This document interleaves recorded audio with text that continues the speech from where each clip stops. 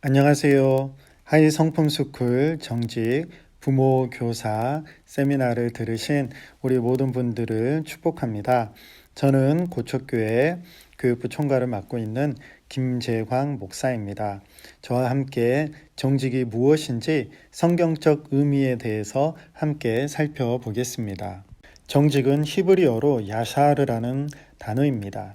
사전적 의미는 마음에 거짓이나 꾸밈이 없이 바르고 곧음을 뜻합니다. 그런데 우리 모든 사람들은 살면서 거짓 없이 정직만을 말하며 살 수 없는 존재입니다. 하나님은 인간을 창조하시고 보시기에 심히 좋다고 말씀하셨습니다.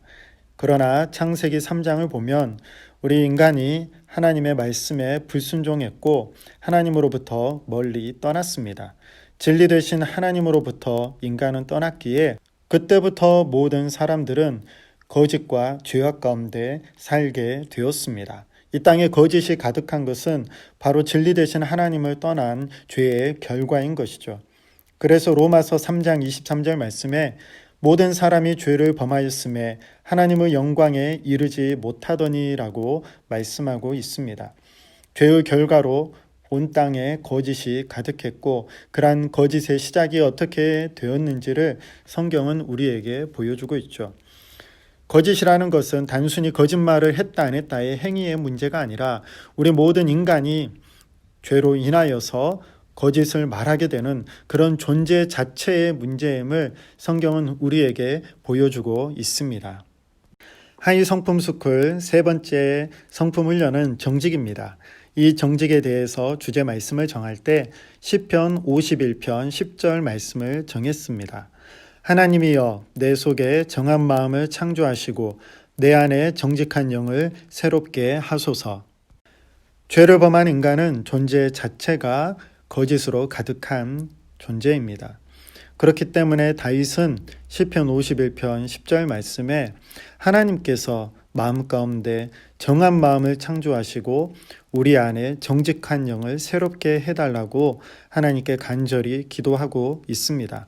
내가 정직하겠다고, 내가 바른 마음을 갖고 살겠다고 그렇게 해서 우리의 결단으로 정직이 생기는 것이 아닙니다. 바로 진리의 근원이 되시고 정직하신 하나님께서 우리 가운데 정한 마음과 정직한 영을 주셔야 우리가 그러한 삶을 살 수 있는 것이죠. 그래서 우리가 어떻게 정직해질 수 있느냐? 바로 하나님을 향해 있을 때 우리는 정직한 길을 걸어갈 수 있습니다. 잠언 12장 17절 말씀에 진리를 말하는 자는 의를 나타내어도 거짓 증인은 속이는 말을 하느니라고 말씀합니다. 우리가 하나님을 향한 진리 가운데 있을 때 우리는 정직한 의를 드러내는 사람이 됩니다. 그러나 우리가 거짓 가운데, 진리로부터 멀어진 거짓 가운데 있을 때에는 우리는 속이는 말을 하는 자가 되는 것이죠. 정직의 근원은 무엇입니까? 바로 진리입니다. 마음이 진리 가운데 서 있는 사람은 늘 정직을 말하게 되는 것이죠. 그래서 정직의 바를 정자는 하나님을 향해 바로 서 있는 것이고 정직의 곧을 직자는 하나님을 향해 곧게 나아가는 것입니다. 우리가 하나님을 향해 방향을 바로 잡고 그 하나님을 향해서 곧게 나아갈 때 우리의 삶은 진리 가운데 거하게 되고 그러한 사람은 말과 행동이 진실한 정직을 말하는 사람이 되는 것입니다. 시편 25편 8절 말씀에 여호와는 선하시고 정직하시니 그러므로 그의 도로 죄인들을 교훈하시리로다고 말씀합니다. 선하시고 정직하신 하나님께서 거짓 가운데 가득 차 있는 죄인인 우리를 하나님께서 말씀을 통해서 교훈해 주실 때 우리는 정직의 길을 걸어갈 수 있는 것입니다. 그래서 우리가 정직 선품 훈련을 할 때 가장 중요한 것은 내가 정직해야지. 정직하면 이런 좋은 점이 있는 거야. 정직하면은 그것 자체가 유익이야. 우리를 기준으로 해서 가르치는 것이 아니라 정직하신 분은 하나님 한 분뿐이시며 그 하나님께 우리가 향해 있고 그 하나님께서 우리와 함께 하셔야 우리는 진리 가운데 거하며 정직을 말할 수 있는 자가 된다는 것을 가르치는 것이 중요합니다. 정직의 기준이 내가 아니라면 그렇다면 우리는 무엇을 통해서 정직한지 정직하지 않은지 판단할 수 있을까요? 바로 정직의 기준은 여호와 보시기에 어떠한가가 바로 정직의 기준이 됩니다. 신명기 6장 18절 말씀에 여호와께서 보시기에 정직하고 선량한 일을 행하라고 말씀합니다. 또 열왕기하 16장 2절 말씀에 아하스가 왕이 될 때에 나이가 20세라 예루살렘에서 16년간 다스렸으나 그의 조상 다윗과 같지 아니하여 그의 하나님 여호와께서 보시기에 정직히 행하지 아니하고라고 말씀합니다. 정직의 기준은 하나님이 보실 때에 어떠한 마음과 어떠한 생각과 어떠한 태도로 살아가느냐가 바로 정직의 기준입니다. 한 가지 흥미로운 것은 정직의 기준이 여호와께서 보시기에인데 하나가 더 있는 것을 볼 수 있습니다. 바로 그의 조상 다윗입니다.